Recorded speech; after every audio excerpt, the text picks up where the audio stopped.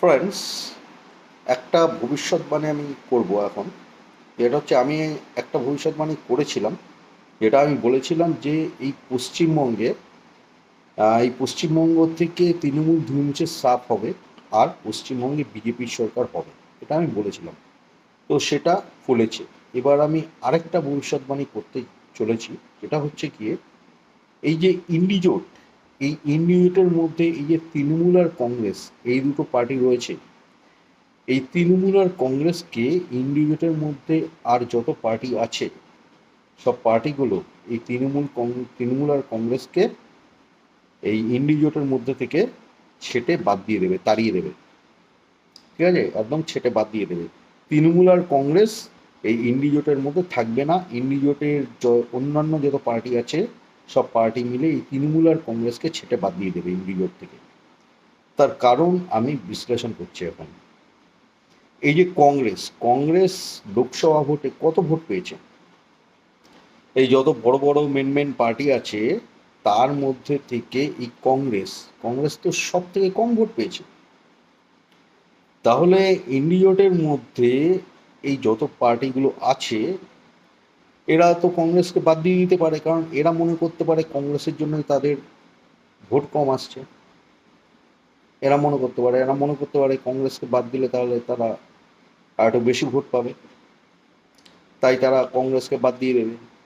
এরা তো কোনোদিন ক্ষমতায় আসতে পারবে না, কিন্তু এরা মনে করবে যে কংগ্রেসের জন্যই অত কম ভোট পেয়েছে, তাই কংগ্রেসকে বাদ দিয়ে দিই, তাহলে আর একটু বেশি ভোট পাবো।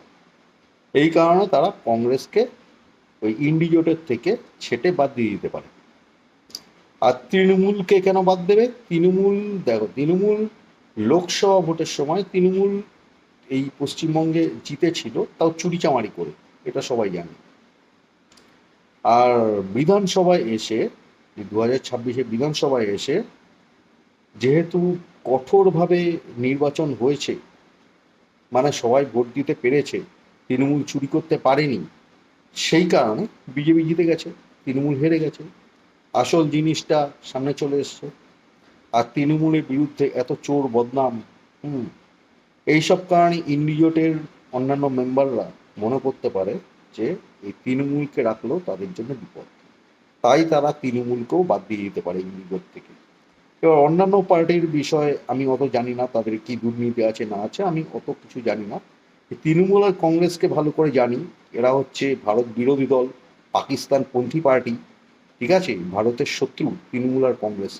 জঙ্গিদের সমর্থনকারী পার্টি এই তৃণমূল আর কংগ্রেস, একদম ভালো করে জানি। ঠিক আছে, সেই কারণে এই দুটো পার্টির বিষয়ে আমি বললাম। এই দুটো পার্টি, এই তৃণমূল আর কংগ্রেস, ইন্ডিজোটের মধ্যে আর থাকবে না। ঠিক আছে, এদেরকে বাদ দিয়ে দেবে ইন্ডিজোটের অন্যান্য পার্টিরা। এটা আমার একটা ভবিষ্যৎবাণী, এটা তো আমরা দেখে নিও, এমনটা হতে পারে।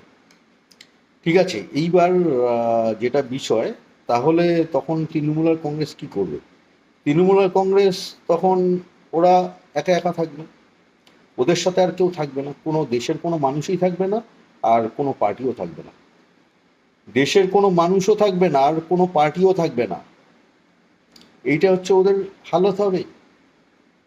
এই ভারতবর্ষের একটা মানুষও এই তৃণমূল আর কংগ্রেসের সঙ্গে থাকবে না, আর কোনো পার্টিও এই তৃণমূল আর কংগ্রেসের সঙ্গে থাকবে না। তৃণমূল আর কংগ্রেসের সাথে কোনো পার্টি মানে হাত মেলাবে না। ঠিক আছে, জোট করবে না, তৃণমূল আর কংগ্রেসের সাথে কোনো পার্টি জোট করবে না। ওরা আলাদা থাকবে, তৃণমূল আর কংগ্রেস আলাদা থাকবে, একা একা থাকবে, ওদের সাথে কোনো মানুষ থাকবে না। এটা হচ্ছে ওদের হালাত হবে।